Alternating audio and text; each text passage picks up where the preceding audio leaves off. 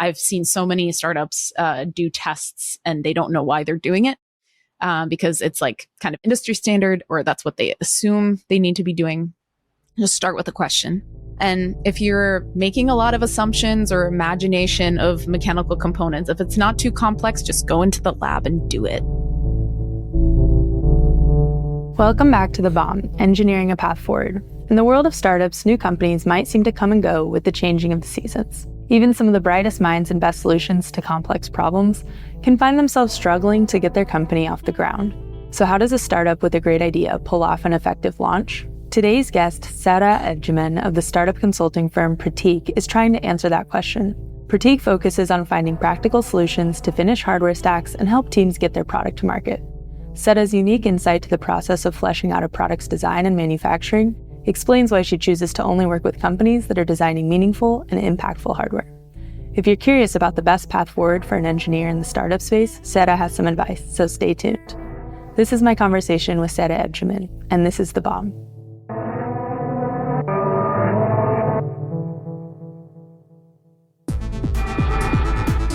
We live in a time where design and technology touch every aspect of our lives. But where did it all come from? Who designed it?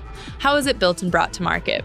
What will it look like in a year, 2 years, 100 years? From the phones and smartwatches that help us in our day-to-day to the cutting-edge spaceships and 3D printers that are leading us into the future, modern design is constantly shaping the way we work, communicate, problem solve, and play. And every new design, big or small, starts with an idea and a bill of materials. I'm Magenta Strongheart, and this is The Bomb, where we talk to leading innovators in the tech world and celebrate the transformational power of design.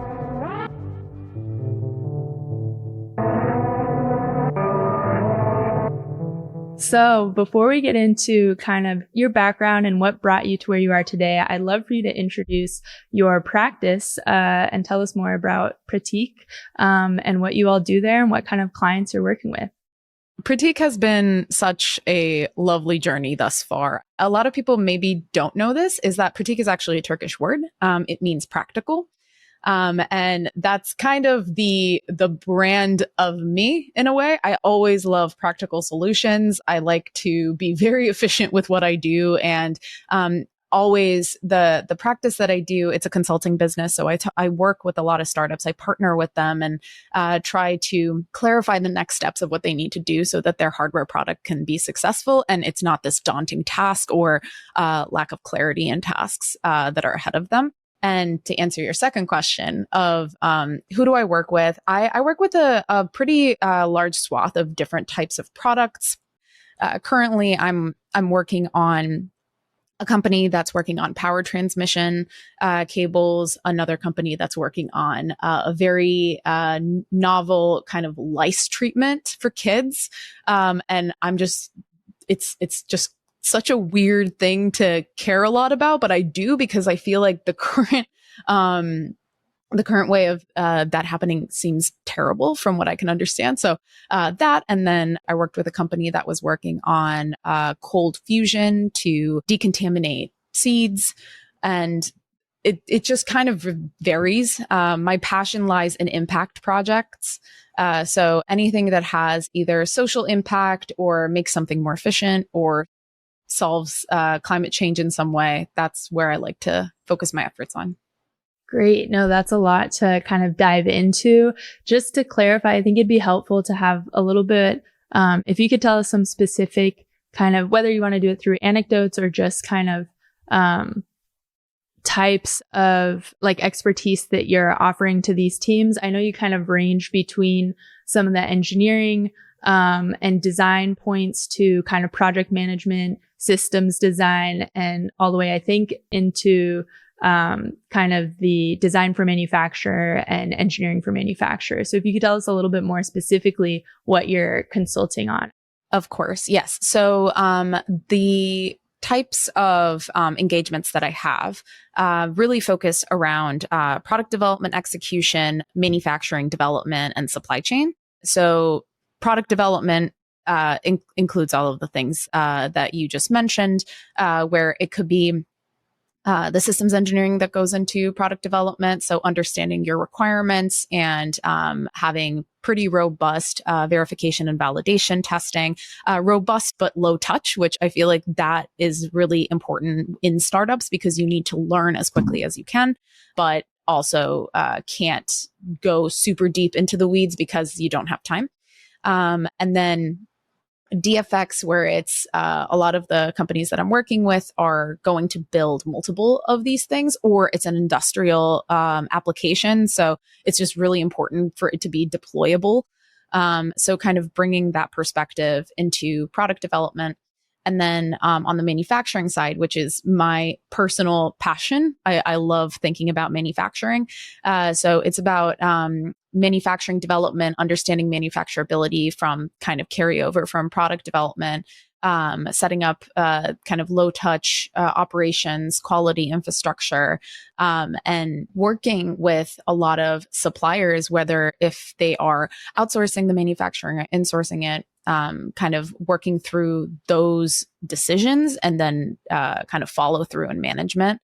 So I tried to help startups really navigate those slightly uncharted territory of that because big companies really dominate a lot of the capacity of really product development and suppliers in the world. So it's really hard to navigate it as a startup, knowing you're coming from a low leverage standpoint.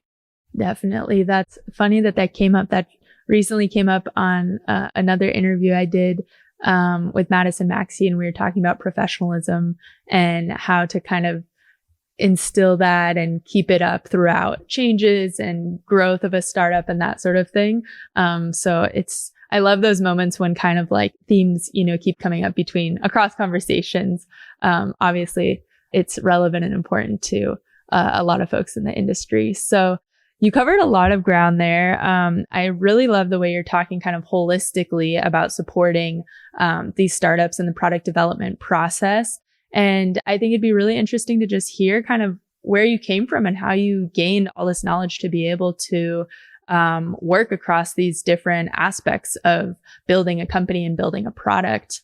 Sure. I mean, it started when I was 3 years old. I'm just kidding. I was a mechanical engineer by trade, and my entire career started in a startup world. I worked at a company out of the engine, one of the first investments they made, actually. And there, I really learned to wear a lot of hats. In every single startup employment that I had, I always tried to absorb and do as much as I can to help the company. And I just naturally loved doing that. So in my first job, I was a mechanical engineer, but I was also a sales engineer. So I worked on business development and I was in a clean room building a satellite. And the second job I held, which is how I actually got acquainted with Baukunz, was a bolt company. And there I was the only mechanical engineer. So I was doing supply chain management and mechanical engineering and test engineering and like kind of all of those things. And they had really good resources of people I could ask questions to because I was still pretty early career. And I was just sponging as much as I possibly could.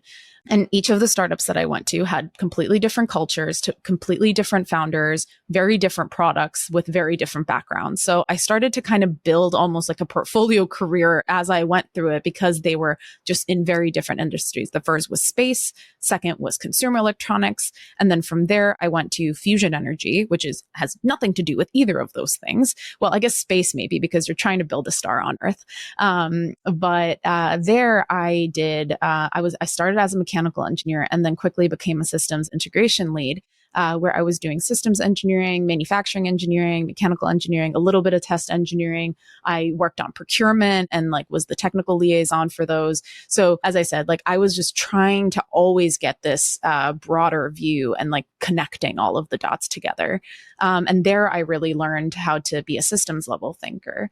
After that, I worked on ion thrusters and then robotics. So it was like I just was able to cover a lot of industries, which gave me this really inherent understanding of like what is the equation that makes certain products successful or like not great. What types of founders are there? Like I just met so many people. So my like data of people increased every single time I met someone new. And that contributed, I think, to me having very strong opinions of what to do and very much what not to do.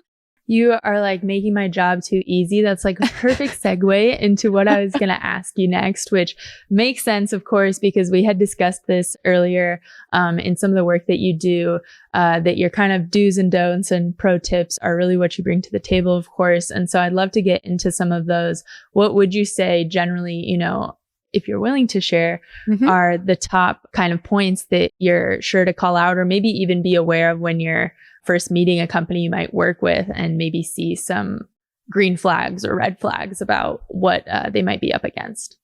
Totally. I mean, the way that I guess judge any startup is what I care about is that they're working on hardware, that they are aware and ready to get better and want advice, because some people think they want advice, but they don't. So that and that they're impactful. Those are the main kind of criteria when I look at the startups that I work with. And in terms of kind of, I guess, do's and don'ts, the do's for me, I guess maybe this is too specific on the engineering side, but some of them are specific and some of them are high level. One is please write requirements, any requirement at all. It doesn't have to be a super in-depth document, but you need requirements to know what you're kind of striving towards. Focus and prioritization is something that is inherently important and often overlooked.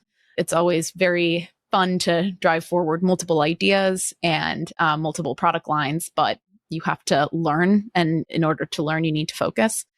And this kind of is like almost like a sub bullet where it's like systematically get rid of optionality. Again, very fun to work on a bunch of stuff, but also it can kill you, kill your schedule and your learning. Make sure that your tests are linked to either requirements or discovery that you need or a risk that you're trying to de-risk. I've seen so many startups do tests and they don't know why they're doing it because it's like kind of industry standard or that's what they assume they need to be doing. Just start with a question. And if you're making a lot of assumptions or imagination of mechanical components, if it's not too complex, just go into the lab and do it and make a sample. And like, you don't have to have a very robust plan with it. Just like kind of just play around with it, see what it looks like. And your assumptions will be humbled with that experience. Those are really great. Thank you so much for sharing. I think there's a really nice range there of kind of super tangible takeaways and also more like mentality and how to approach the thinking around some of these things. I'm interested in what you're saying around the prioritization. I think that's a huge challenge for not just companies, but even individuals in this field, right?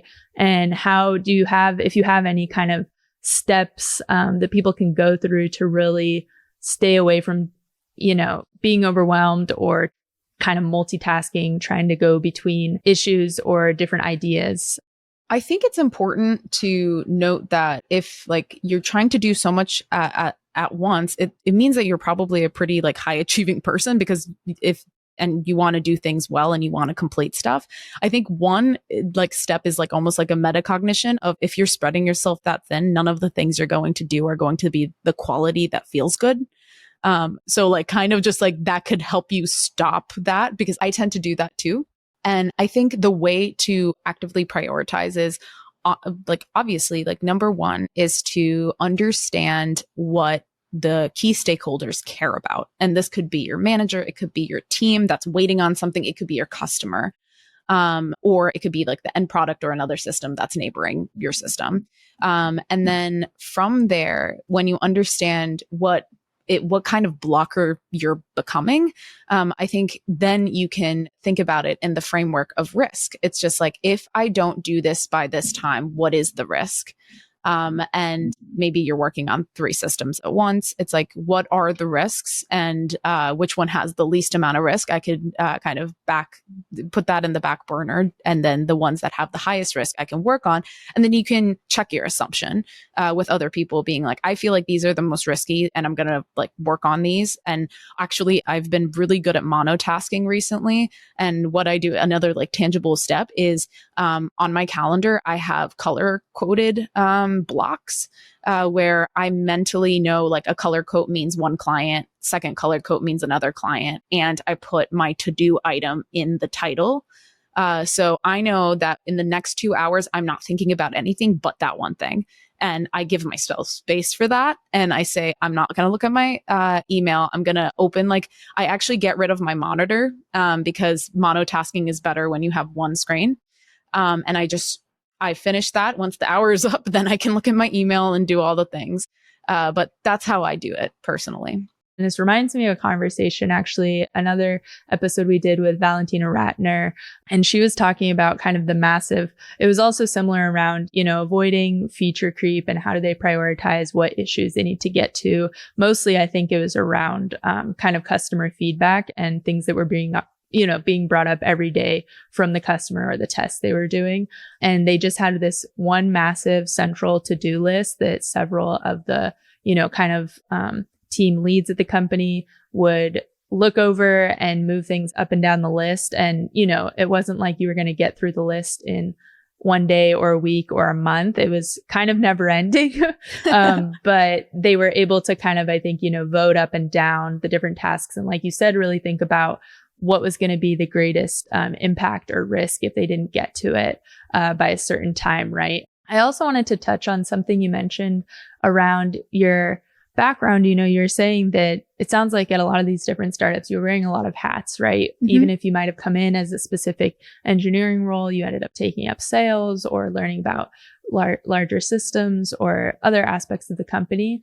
And for folks who are coming out of school in engineering and really do want to be competitive and trying to get those startup roles, what would you recommend as far as preparing for that, or how they can hone some of those skills? I mean, something you mentioned obviously is being a sponge. So once you're there, learning everything you can from different aspects. And I think we all know, obviously, startups are small, lean teams. So they want folks that can wear those different hats and can really take on more than one role if possible. But how can someone, outside of the technical things they're focused on in their, engineering education, if you have any tips on kind of how they can prepare for that role and to be competitive in that way? Yeah, I'll take one meta step back, is that I think there needs to be a decent amount of reflection to make sure that you know what you're going into. Because it's really not for everyone. I think working at a startup has this kind of cool factor to it. And it's the new thing and you do get really good experience. It's they always say, 1 year at a startup is 3 years in the industry. And so it's really about how you feel like you produce the best results. For example, I like creating my own structure rather than going into one. So startups are really great grounds for that, because they really are looking for people to be incredibly autonomous and able to see problems and solve them with low touch structure. As you said, be able to wear hats. So it's I guess step number one is to make sure that you would be either, doesn't necessarily need to be that you're comfortable with it, but you want to do it. And that's okay that you're going into that and potentially just going to be thrown into the deep end of it. I think honing in skills for successful career in startup is having very good kind of hands-on skills. The only reason that I got the first job at the startup that I was, I think, is because I did my internship there. And I think the reason I got my internship is because I worked at a machine shop. And that was definitely what kind of put me aside from other candidates, I think, that applied to the internship, because I know that it was competitive. We're going to take a quick break, but when we return, Sera tells us about some of the challenges she faces working in a startup environment and how deciding where she spends her time has redefined the impact she makes in her work.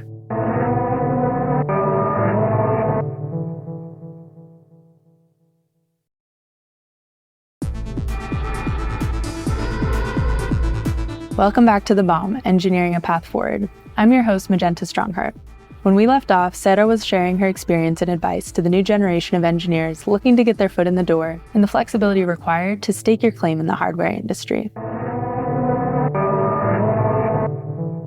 I also wanted to highlight what you were saying about kind of the romanticizing roles within the startup world. Of course, there's a lot of excitement. There's a lot of things that are very appealing that young engineers get super stoked about, or not even exclusively, to engineers, but people get excited about joining a startup without really knowing what they're getting into, like you said. So I think it's great to call out some of those things, being able to be kind of proactive and independent. You're most likely, unless maybe you have a certain type of founder, not going to be too micromanaged because everyone just has too much to work on and focus on. And so that doesn't work for everyone. And I think it is important to remember that there's pros and cons, of course. Mm-hmm. And again, I think this leads really nicely into another question I wanted to ask you around what do you think have been the major kind of differences and things you like, things you've had to get used to a little bit between going from your day job to founding this, consulting company and working with so many different companies with different challenges all at the same time? As everything, it has its pros, it has its cons. I think pros outweigh the cons, and that's why I'm still here, still standing. The pros I'd say is I really love being able to dictate my own time. That's not my main reason why I did it, but it was a wonderful byproduct of doing it.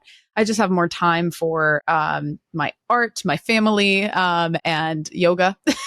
That was the first kind of unfiltered pro that I could think of.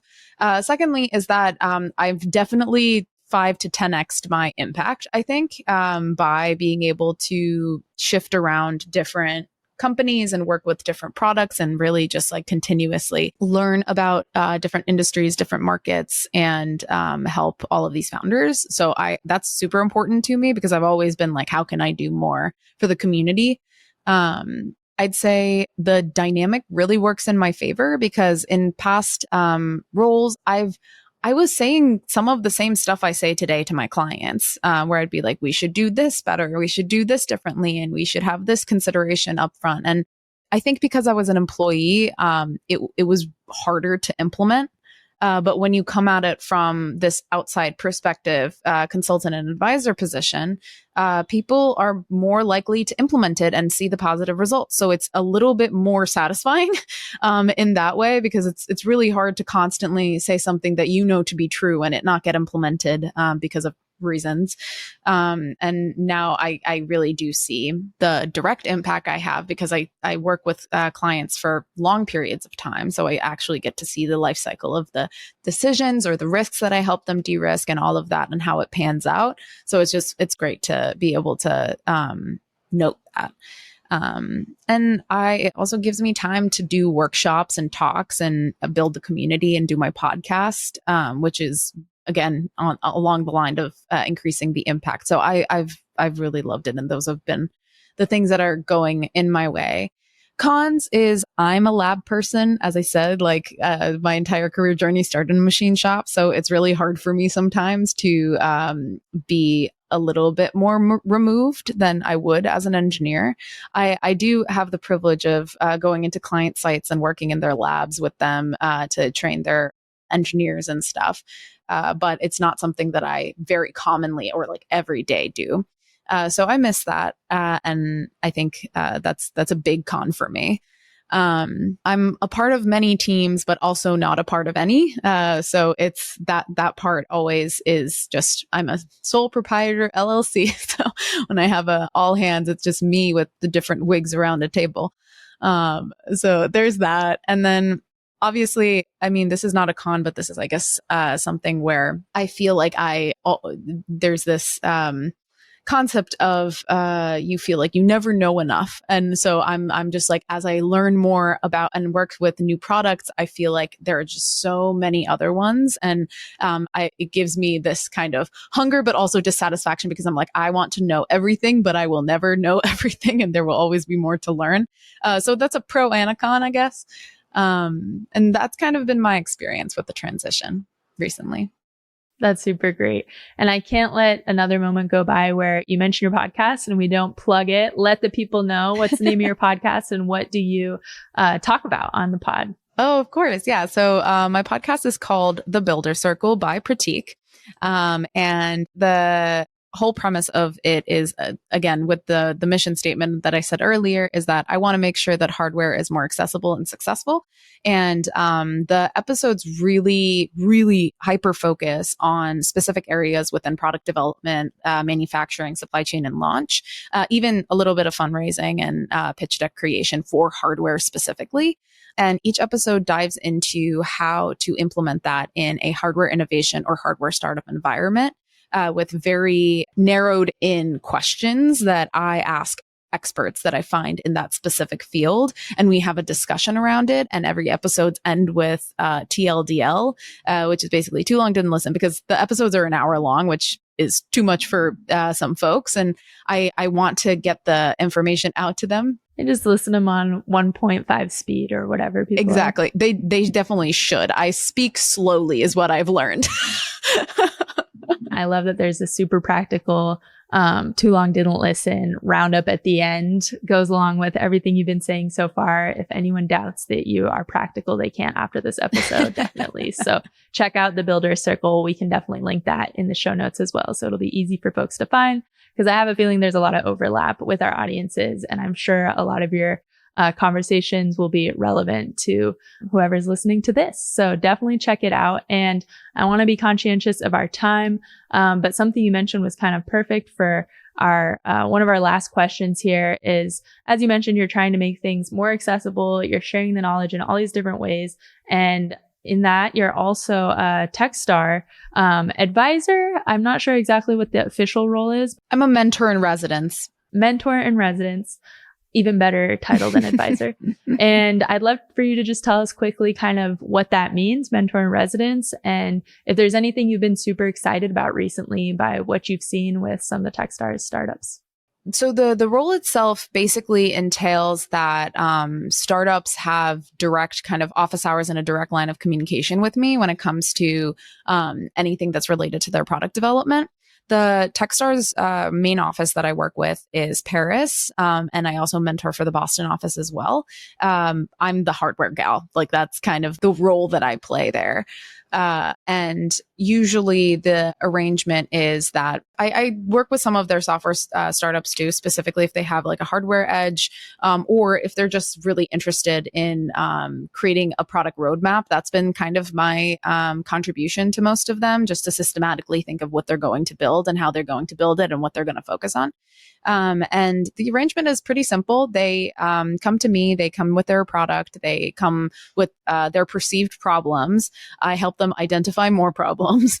And then we work together on usually like a weekly cadence, depending on the program and depending on how many people there are, weekly or biweekly. And we work through each of those. We kind of comb through those problems. I give them homework to do so that the next time we can see how, if the problem was resolved, and set them up so that once they exit the program, they have a pretty clear notion of where they're going with their product, what tests they're doing, what pilots they should take on, and a really good plan of how they can articulate this to investors so that they can get the funds that they need to progress forward. So it's been a great experience because it's really given me the entire clarity around the entire life cycle of what it takes to build a company and a product, rather than just like focusing on the hardware development part. And I've personally really loved it. And the European offices tend to invest more in hardware, which is great. And yeah, that's been my experience there. All right. So we're going to wrap up shortly here. If you could just, these will kind of, we'll think of them more as like rapid fire questions. What's your favorite part of your job? Favorite part of my job is clearing the fog. So basically making sure and helping people who don't know what the next step is to have extreme clarity on what the next 3 steps are, and knowing exactly who they should talk to, how they should go about it. Again, I feel like I am beating this dead horse on practicality, but it's just like really giving a practical pathway. Like, as you mentioned before, when you're getting to come in kind of from this outside role or perspective, it can be really, I think, a relief probably to folks who might have been like, they need that clear set of eyes to help them have clarity. And I think it makes sense that that's like, the kind of value you're able to add in your role. And I love the way you put that, the defogging. I think that's huge and super helpful when you're just kind of in too deep to your own problems. All right. And what's one non-technology thing that is inspiring you these days? I mean, this is going to be such a lame answer, but I've been really into cooking recently. That's not a lame answer. Okay, well, good then. It's kind of funny because my partner always jokes that the reason I really like cooking is because it resembles an assembly line. And I'm like, now you've ruined it for me. I was trying to make it not related to anything I do on the daily, but here we are. But I'm Turkish, so I really have I have these amazing Turkish cookbooks that I've been kind of dog-earing and trying to find different recipes because I'm just bored of what I always do and just trying more eclectic new things, different types of vegetables and stuff. So that's been my non-technology, super fun chopping and seasoning. No, I love that. And I can relate to that as well. And don't worry about the assembly line comment. I feel like cooking is still super creative. But yes, of course, there can be that aspect if you make it super organized, which again, I think is like, why not? It'll make it, that makes it more fun for some people to be more organized. Exactly. That's okay. That's what I tell myself.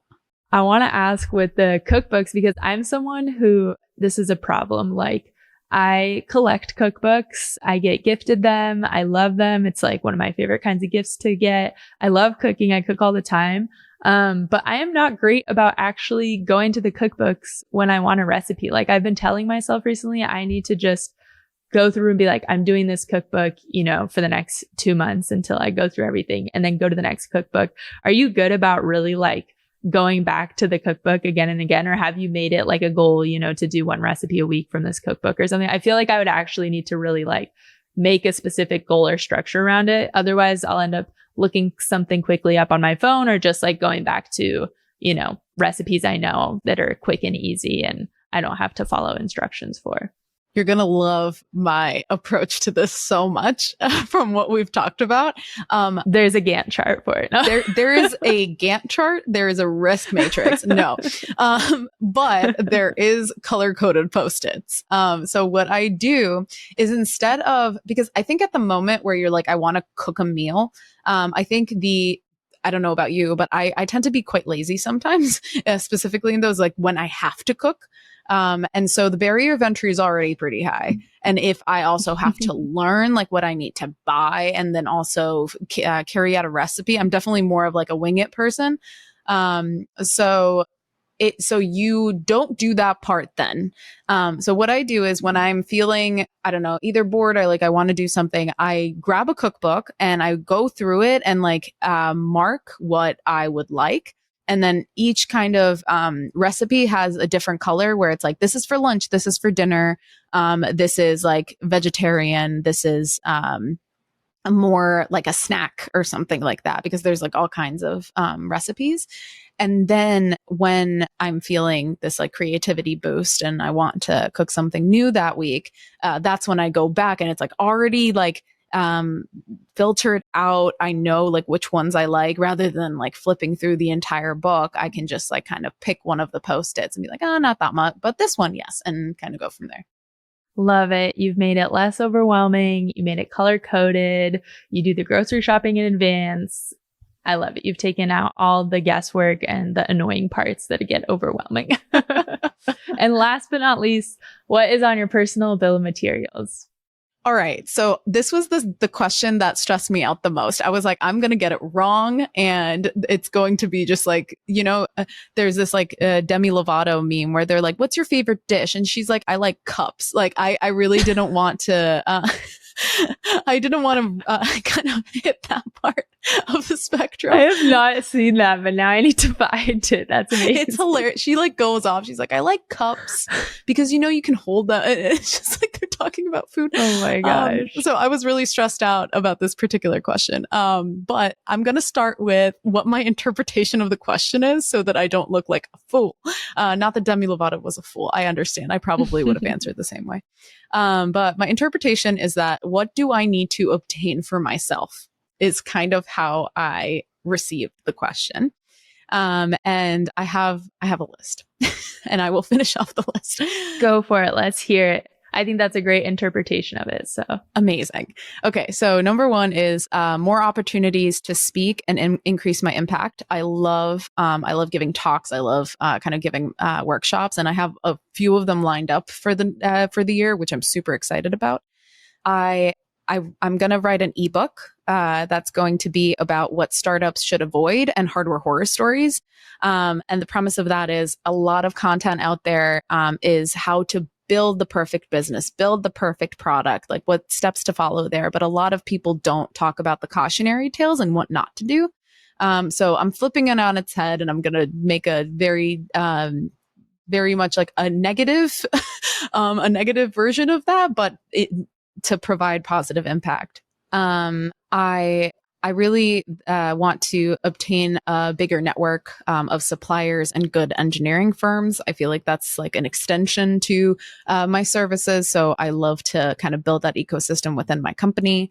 I want to paint more, want to be in nature more, and I want to volunteer more. So those were what came out when I thought about it that way. beautiful. Nailed it. We have not had someone use it as like a list of goals. And I think that's a great interpretation. And again, totally on brand. So way to just drive it all home. And I couldn't agree more. Those are actually a lot of my own goals for this year. So it's great to hear someone else in the ecosystem working on those kinds of things. I'm sure a lot of people can relate to them, and we'll definitely have to keep an eye out for the events you're going to be speaking at, your ebook coming out, and of course, checking out the Builder Circle. We are running out of time here, so I'm going to say thank you so much, Sera. It was so great to just like geek out with a fellow fabrication nerd and organizational nerd. And I really got some helpful practical tips, and I'm sure our listeners did as well. So thank you for your time today. Thank you so much for having me. It was a pleasure.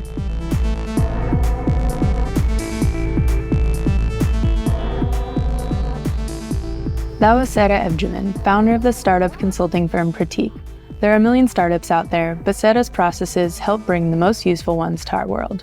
This has been The Bomb, Engineering a Path Forward.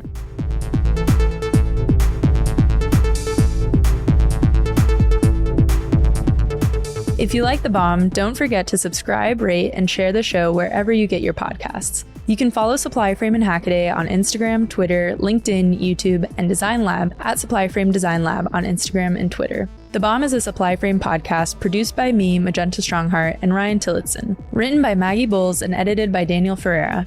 Theme music is by Anna Hogbin, show art by Thomas Schneider, special thanks to Giovanni Salinas, Bruce Dominguez, Thomas Woodward, Jin Kumar, Jordan Clark, the entire SupplyFrame team, and you, our wonderful listeners. I'm your host, Magenta Strongheart. See you next week.